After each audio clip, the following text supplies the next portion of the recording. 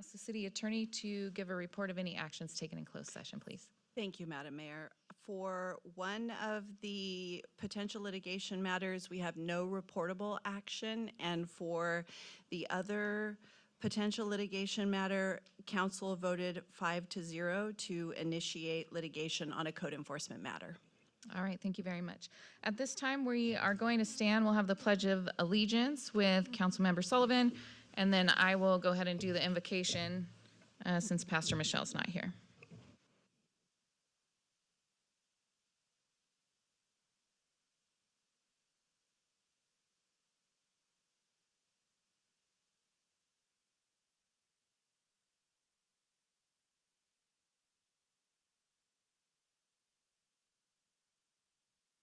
All right, so we're going to go ahead and do the invocation. Today is Ash Wednesday and the beginning of Lent season. So with that, we will go ahead and pray. Dear Lord, we thank you that we can gather here today to conduct the business of our wonderful city. We thank you for the blessings that you continue to give to our community. We thank you for the volunteers and our public safety folks and our city staff and everybody that really contributes to making this place what it is and so special. We thank you, Lord, that we've been provided safety during the recent storms, and we pray that it would continue to be that way, that folks would be safe and helpful to their neighbors as we go through the next round of storms.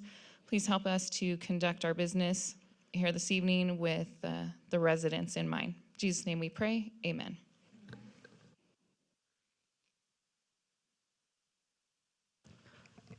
All right, we have two presentations this evening. Our first presentation is the 2026 Planning and Housing Legislative Update. So we will go ahead and turn it over to the city attorney for that presentation. Thank you, members of the council. And I know Colin gave a big picture legislation in California last meeting, so this presentation is just going to focus on planning and land use. And the primary themes in this area, I think, are the same as what the state has, what we've seen in the trends, which is affordable housing, permit streamlining in the area primarily of housing, and then CEQA exemptions and streamlining also in the primarily area of housing.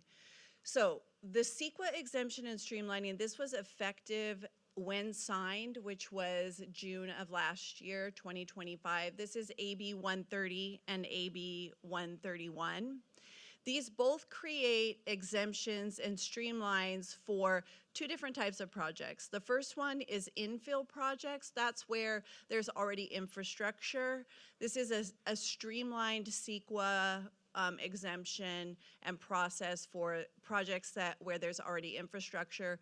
The second one, and I think Colin mentioned, there was a huge priority legislative-wise for wildfire risk reduction. So the second CEQA exemption and streamlining related to any projects that are going to do things like clear brush, create space around homes.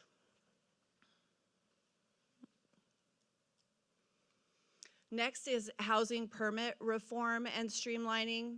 So SB 489 is an addition to the Permit Streamlining Act, which already exists, and it essentially obligates city to create objective requirements for permitting, checklists for applicants, and then post those online so that every applicant can understand exactly what the standards are and how to access them.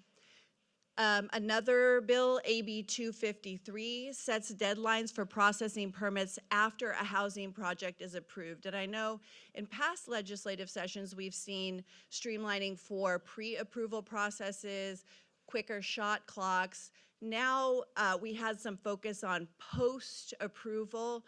So these are an updated processing requirements for once the project is approved.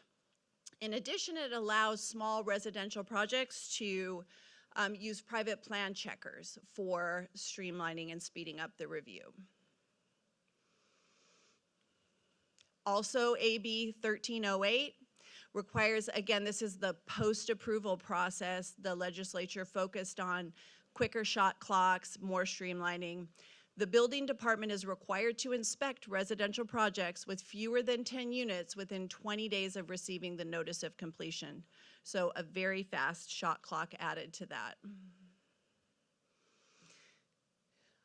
Also, the legislature continues to create strengthened rights for the state in enforcement of these. So increased fines and penalties if local agencies are non-compliant with things like ministerial approvals, delays of the shot clocks like the ones I just mentioned, imposing requirements that are inconsistent with SB 9, density bonus, ADU laws. And then SB 786 strengthens state oversight of the housing element and expands HCD authority to enforce the housing laws. What's new with the ADU?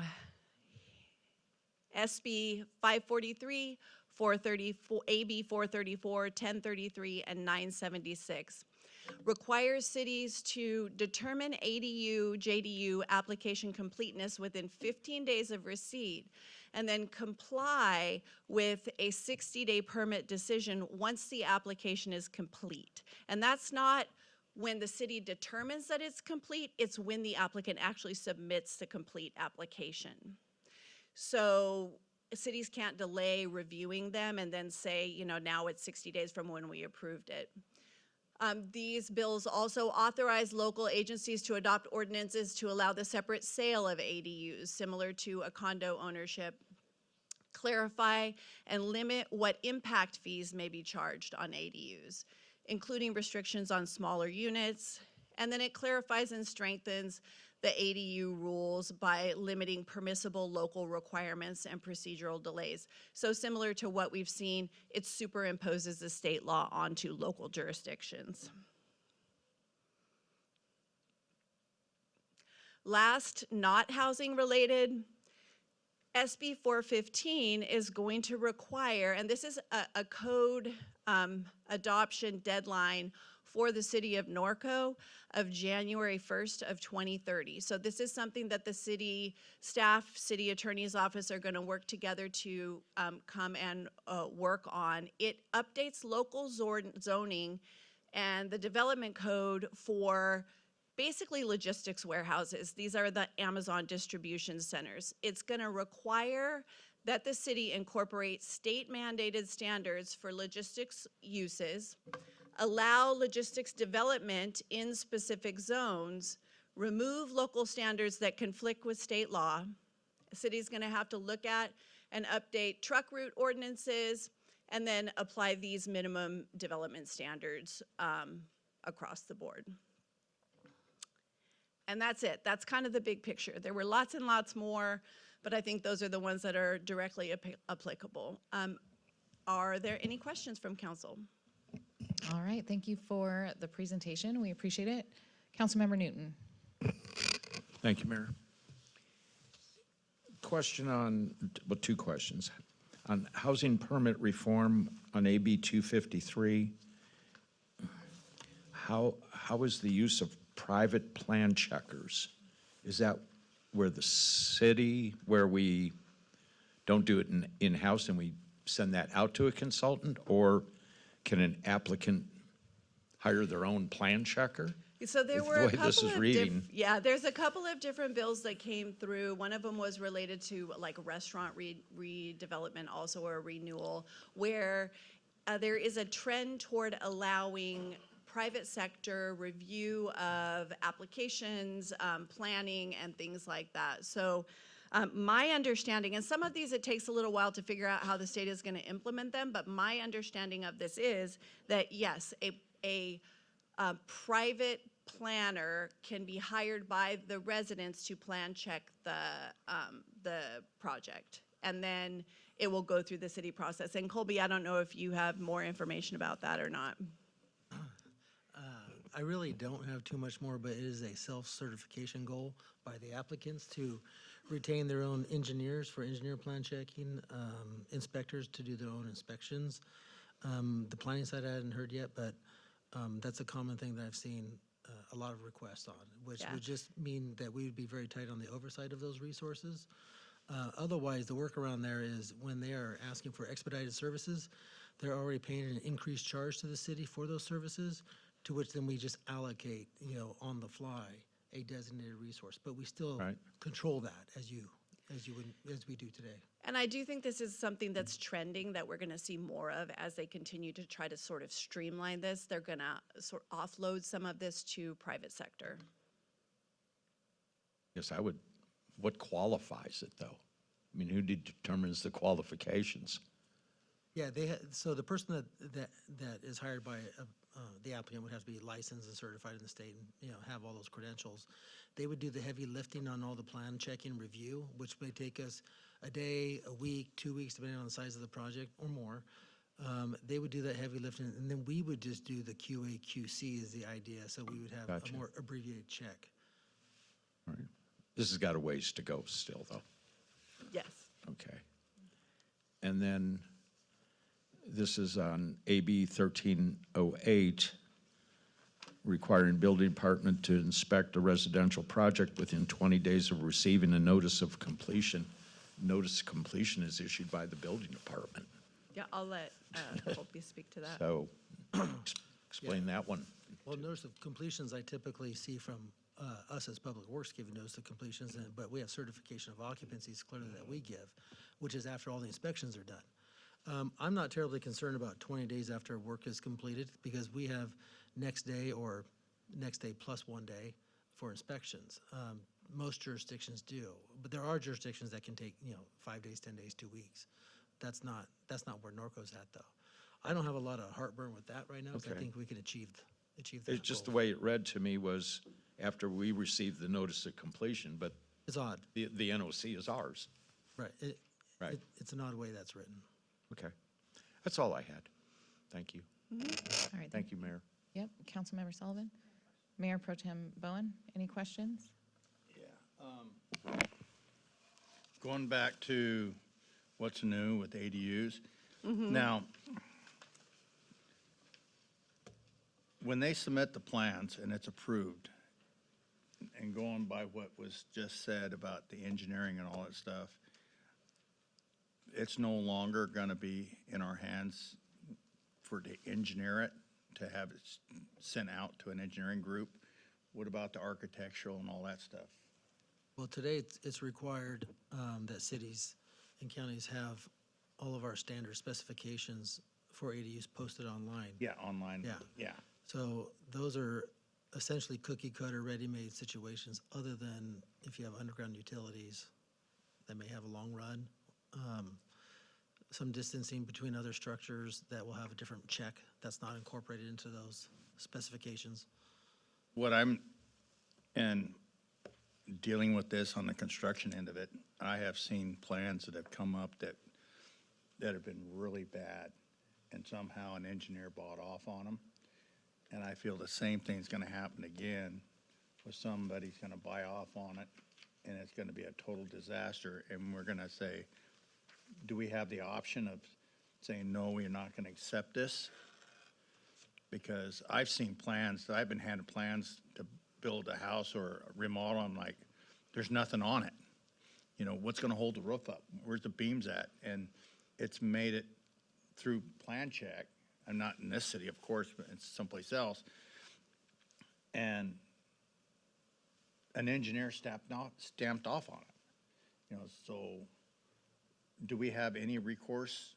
So Are we this still is looking still into not that? private sector, and yes, all of our objectives, we are still permitted to impose objective standards on the ADUs. That doesn't go away. It's the time frame that they looked at that says, once it's deemed complete, you've got 60 days to make a decision on it. And even the completeness, like we can, Colby can probably speak a little bit more about that. But even we need to determine whether it's complete, and then the bill is much more detailed about what city's obligated to do at that point, and it sets up the whole procedure. But the objective standards that we have are not thrown out the window. We can still apply those to the ADUs. And did you want to add to that? No, I think you're right on it, but at the end of the day, we still issue the permit, no matter what. They may do they always have their plans stamped by Right. their engineers, right? And whether they get some secondary check on that, that's fantastic too. But at the end of the day, we issue the permit, and we won't do that until we like the plans. And often, these engineers are very thankful for us catching all their errors. They complain about us in plan check, but they're thankful for us because it obviously has more control when you build the project. I've done value engineering for a lot of the big construction companies, and going back on my train of thought, is there a top, is the clock ticking the whole time as we hand that plan back to them? And that clock still ticks if they messed up and they're not they don't meet our requirements? No, so it's from the complete application, the 60 days from the complete. So, but we can't wait on it. We have to move right away to determine, once it's submitted, we've got 15 days to say, nope, this is incomplete, and be very specific about why it's incomplete. So you can't be vague, you can't, we have to say, you're required to submit this, this, and this. And then once we get that back, even if we haven't had a chance to review it and determine that it is complete, if that's a complete application on the desk, the clock starts ticking. Ouch. Councilmember Bash? I have some questions. I guess I have a concern that on AB 253, they have their own plan checkers, and like you say, you're going to have an engineer that will stamp off on it. If they have their own plan checker, how do we make sure that their plan checker is correct? Well, the I mean, way it's like historic evaluations and stuff. It's you hire the person, or the traffic study, you hire the person that will give you the result you want. Well, at the end of the day, we still have our building official plan check, and that'll review those, if not comments, but we will still do some form of plan check from our end. Where even though that we're taking a licensed professional's word for it at the end of the day, and the liability is maintained by the applicant, we don't want to see failed projects built or issues, because residents will just complain at their contractor, then they'll complain at us because we didn't help them. So we will do a plan check to some degree to make sure that, their hired plan checker that does a QA/QC of their design engineer actually meets the test of issuing a permit. We still have the responsibility to issue that permit, and we have to look at the plans regardless. They're really just proposing to take the load of time off of us to make it very efficient for us. Okay. AB 976, authorize local agencies to adopt ordinances allowing a separate sale of ADUs similar to condominium ownership. So in the city of Norco, with our historic overlay and landmark district, we do not allow you to sell off an ADU. So are we still protected?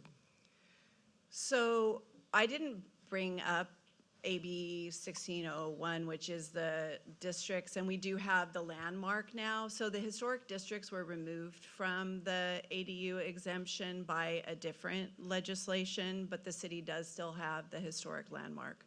How that in particular is going to be implemented in cities that don't have that, I can't speak to that. But we're okay Yeah, we still have the protections that we had. until somebody sues us or something. Okay, all right, good. And then clarify limit when impact fees may be charged on ADUs, including restrictions for smaller units. I'm curious how that will affect the school district. So you can limit the impact fees, well, you can't impose impact fees on ADUs that are under 750.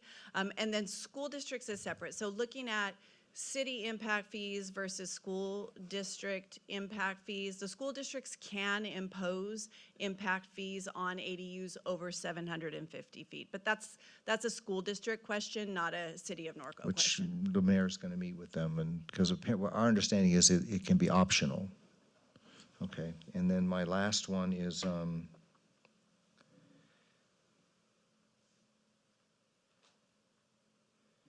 allow logistics development in specific zones per state requirements. We're pretty much built out, aren't we? I mean, I can't think of another property that, except Wiley Lab maybe, but that's not zoned for that. How does that leave us? We're zoned out. We could build it at Silver Lakes. I'm just kidding. So we're gonna have to update the ordinance, similar to the, ADU ordinances and the compliance changes that we have been making. We'll go ahead and take a look at it, Okay. make assessments based on the ordinance, and then let council know and do whatever ordinances we have to do to comply with the state law. And sometimes that happens even if we don't have, sort of buildable space. We still need to say, look, if that comes available, depending on what we take a look at, we will comply with the state law as it is required. Okay, thank you. That's all I have, Madam Mayor. All right, thank you so much for the presentation. Moving on to the next item, we're going to do our recognition of Black History Month. Tonight, the City Council is recognizing February as Black History Month by presenting a proclamation. I'm going to read just a little bit from the proclamation. Whereas the 2026 theme, African Americans and Labor, focuses on the various and profound ways that work and working of all kinds intersect with the collective experiences of African Americans, and whereas the city of Norco recognizes its local Black history and reflects on the strides we have made to ensure all citizens feel accepted and included, I, therefore, Robin Grunmeyer, Mayor of the City of Norco, on behalf of the City Council, do hereby proclaim February 2026 as Black History Month in the City of Norco, where all citizens, past, present, and future, are respected and recognized for their contributions to our community. The proclamation will be displayed at the Heritage Room, and there'll also be an exhibit showcasing the City of Norco's Black history as well. So if you want to go over and check that out, again, the Heritage Room, if you haven't been in a while, is beautiful, and there's been a lot of work done over there, so I would encourage you to go over and see that. So with that, we're going to move on to item number 1, which is our City Council reports on regional boards. We're going to start with Council Member Bash. We did the CPUC visits, and those went very, very well. I'll leave that to the mayor, what she'd like to say about them. What was most important, I think, of all the things that I did was, well, the homeless symposium, by the way, I was so proud of Norco. It was really wonderful because Norco, I don't know if you know this, but we've linked up with Corona, and under the mayor's leadership, we have a program to combat homelessness in the area that literally is known statewide. It's a partnership, and it was actually a model I used today in the Rural Cities Information Meeting.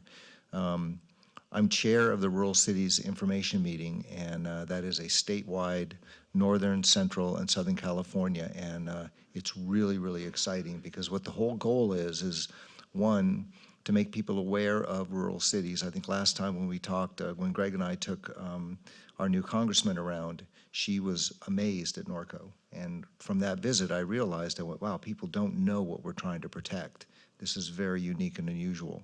So the first part of what we're going to be creating is an information website and a way to sort of tag in and communicate with all the cities across the state to, one, share what we have, because the smaller cities are unique, and as you know, they're being pummeled by the larger cities. They want to do one size fit all.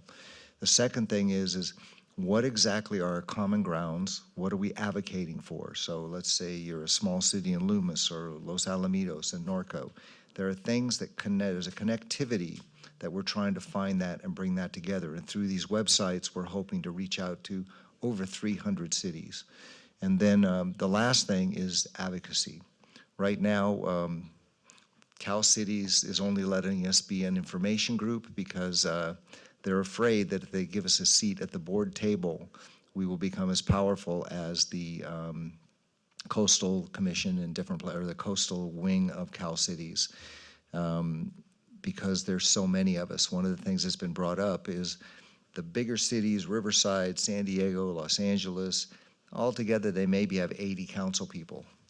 Right now, I'm sitting on a board that is going to oversee almost 300 council members. So we're hoping to kind of worm our way in and eventually get on the board and to have some power and to try to get the state legislature to understand that. I mean, just simple things. They forced us to build apartment complexes, and I can't put fires out on the top 2 floors, maybe the top 3. And then there's also a lifestyle. We want to educate the lifestyle of each of our communities. And so I was really excited today by this meeting, and I think I just wish Ted Hoffman was still alive, because he was the one that was, with me, really pushing this whole thing, and it kind of got resurrected out of nowhere. So I'm really excited about what's going to happen, and that's all I have, Madam Mayor.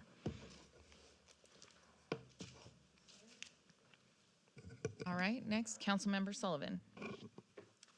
February 11th, I attended the RCTC board meeting, and it was business as usual. And the same day, I also went to the homeless symposium, which was very interesting and very inspirational. Our first speaker there. And what's nice to note is actually Riverside County, we're doing well as compared to, say, Los Angeles County. And February 12th, I had the RTA T-Now meeting, which was also very interesting. There was a presentation there by the Sheriff's Department regarding e-bikes, which was, we all know, is a big concern to everybody. And it was very eye-opening.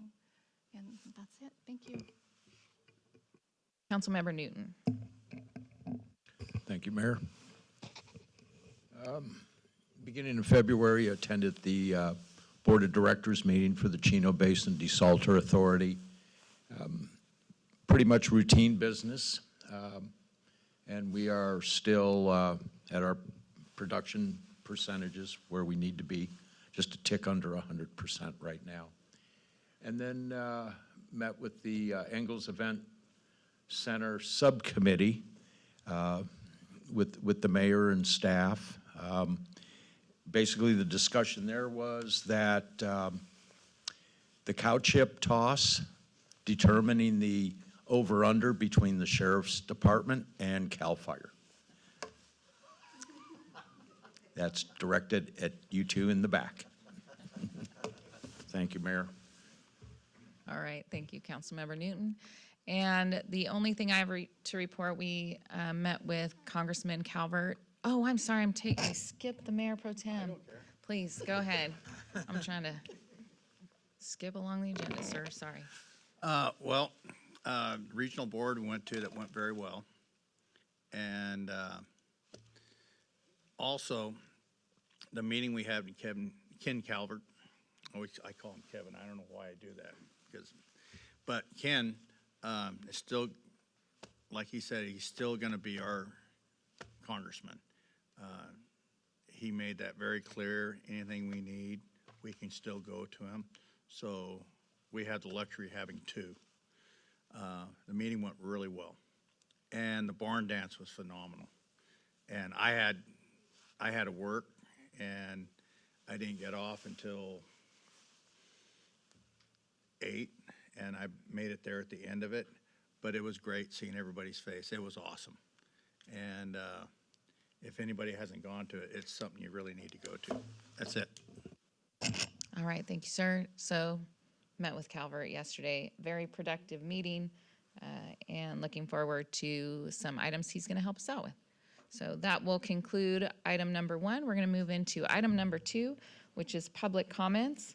And I'm going to go ahead and let the city clerk take over. Thank you, Madam Mayor. This is the time to address the City Council regarding the consent calendar or items within the subject matter jurisdiction of the legislative body. Please submit a speaker card to the city clerk. Please limit comments to 3 minutes or less. The Brown Act limits the governmental body's ability to respond to comments or on non-agenda matters. At this time, such comments are made.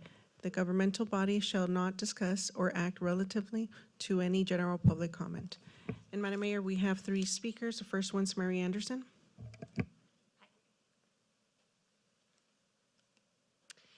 Thank you very much. My name is Mary Rose Anderson, and I'm here tonight on behalf of the legendary Cowgirls drill team. There's about 10 of us, and most of us are Norco residents. We're a local team made up of dedicated riders who represent Norco with pride. Our mission is to promote horsemanship, leadership, discipline, and community involvement, all values that reflect the spirit of Horsetown, USA.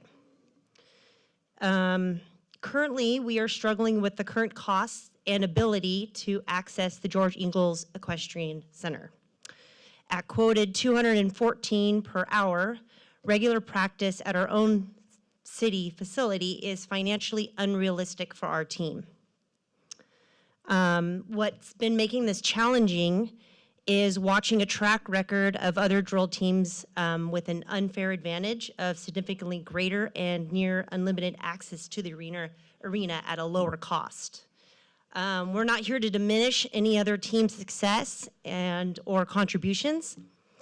We support all equestrian programs in Norco. The legendary Cowgirls just respectfully ask the council to review the rate structure and access policies to ensure fairness and equal opportunity for our community based on equestrian drill teams. Thank you. Next, we have Yvette Salcedo. Good evening. My name is Yvette Salcedo. I'm the founder of Legendary Cowgirls, a Norco-based equestrian drill team made up primarily of Norco residents. Nearly 90% of our team are Norco residents. We are mothers, business owners, and lifelong horsewomen who care deeply about preserving Norco's identity as Horsetown, USA. Our team brings together the traditions of Mexican escaramuza and American drill riding, two equestrian heritages riding together as one. We reflect the diversity of our city while honoring the Western lifestyles that makes Norco special. Collectively, our social media platforms reach over 2.3 million followers and regularly generate millions of views. If given equal access to city arenas and facilities, we would actively promote Norco, its equestrian culture, and its events to audiences far beyond city limits. Tonight, we are respectfully asking for equal opportunity. We are asking to be treated the same as other local teams when it comes to arena access and to be offered reasonable, consistent rental rates, rather than pricing that makes participation unattainable. We're not asking for special treatment. We're just asking for fair treatment. We live here, we ride here, and we want the opportunity to continue building something positive for our community. Thank you. Last speaker, we have Daniel Barlage.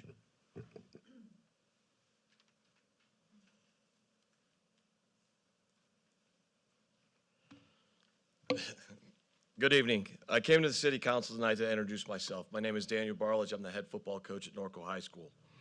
I thought it important to speak directly to the council in hopes that individuals in the community would get a better understanding of myself and what we're trying to do with our football program. A little bit about myself. I'm originally from the metropolitan Detroit area. I grew up in a blue-collar family home. My father worked in a factory for 34 years. My mother was an oncologist. And one of the nice things about Norco is it reminds me of the dirt roads I grew up back home. When I came to Norco, one of the things that drew me here was the mantra, we are. We are Norco. We try to embrace it as much as possible. What I found after my second year here is that a lot of kids were just saying we are with no understanding of what they were actually talking about. So what we did this last year is we broke it down into 3 phases. We broke it down into our beliefs, our values, and our behaviors, and how that worked. Where we got our beliefs from was something that was already in the Norco football program from Coach Klein. It's considered the FIST, excuse me. Faith, integrity, self-respect, and team. Faith being you believe in what you're doing and how you're doing it. Integrity, we're making sure our actions and our behaviors are congruent. Self-respect, meaning that we're going to honor our community, our families, and our school and everything that we do. And team, that we're going to come together for one common cause to be successful. As we get to our values, we value 4 things: mental toughness, physical toughness, responsibility, and accountability. The way we define mental toughness is our ability to focus when we have distraction. Physical toughness, our ability to perform our task when we're tired. Responsibility, knowing what we want to accomplish and accomplishing it. And accountability, understanding that we're responsible for what we're doing, and if we have to make adjustments, we do so. The way we describe our behaviors is style of play. We want to play fast, hard, smart, and finish. Fast being that we understand the content so well that we respond immediately. We want to play hard. We want to give great effort at all times. We want to be smart. We want to understand situations, knowing what we're doing and how we're doing it. And we want to finish. We want to make sure we complete every task with great effort. Those are the things that we're trying to focus on. And the foundation of everything that we do has to do with community and toughness. And I definitely want to thank the community for embracing us and what we're trying to do. I've enjoyed being a part of the Labor Day parade for the past 2 years and the Christmas parade this year, a part of Horse Week and the Waste Management Day. We hope to continue to do so. One of the reasons I'm here is so that everybody, and I came here by myself, so that everybody here knows that when it comes to this Norco football program, I'll stand up and fight for what's right, and we'll continue to work hard as we move on. Thank you very much.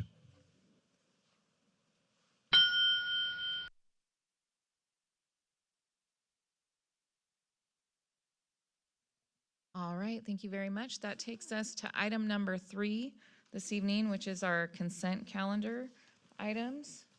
I'll ask first if anybody has anything that needs to be pulled.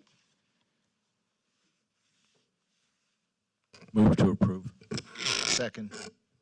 Okay, so we do have one amendment on item 3G, and it's clerical. Yeah.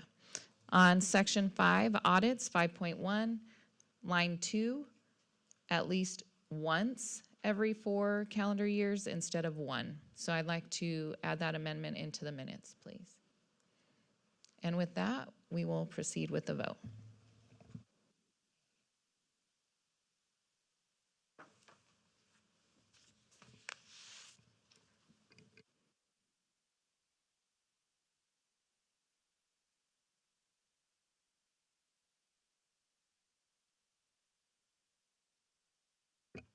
Please vote.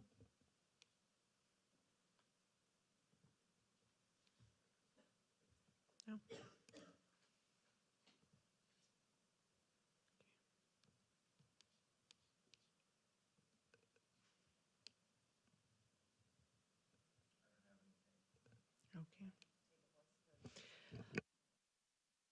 Okay, we'll go ahead and move forward with the voice vote. Yes. Okay.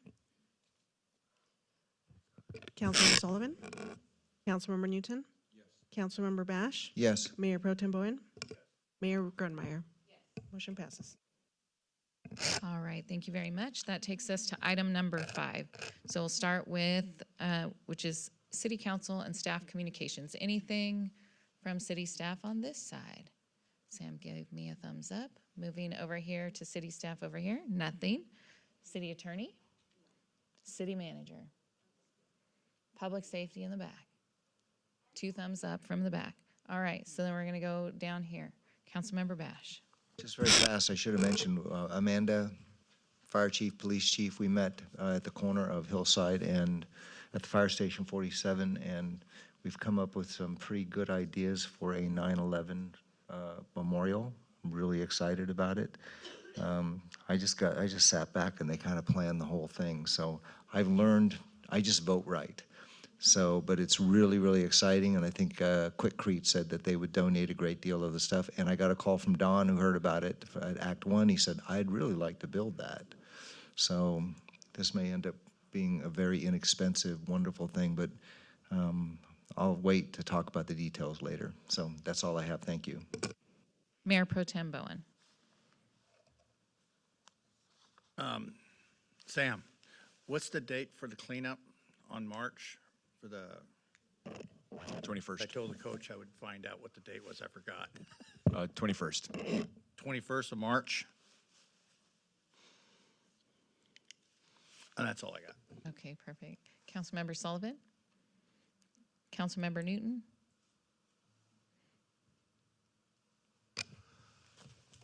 Lisette, I wanted to ask about your meeting with Edison today. Did that happen?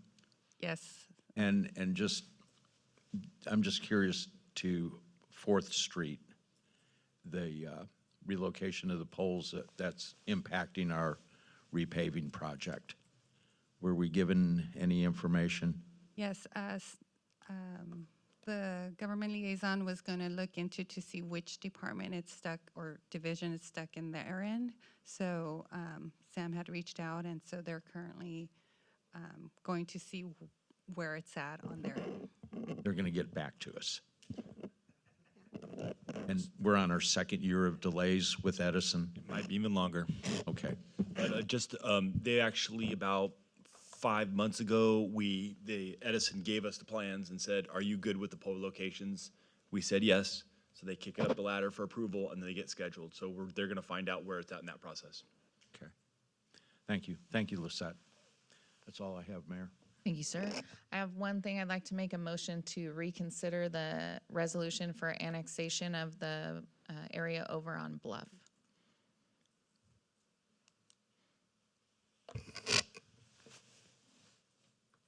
That was a motion. It needs a second or it dies. I'll second that. Thank you. I'm like, I love it. All right, perfect. We'll go ahead and vote.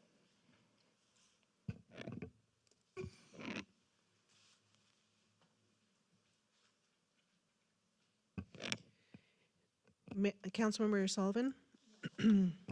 Councilmember Newton? Yes. Councilmember Bash?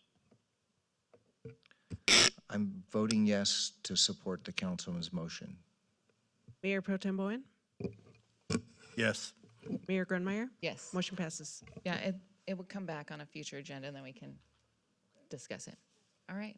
Ladies and gentlemen, council is adjourned at 7:41.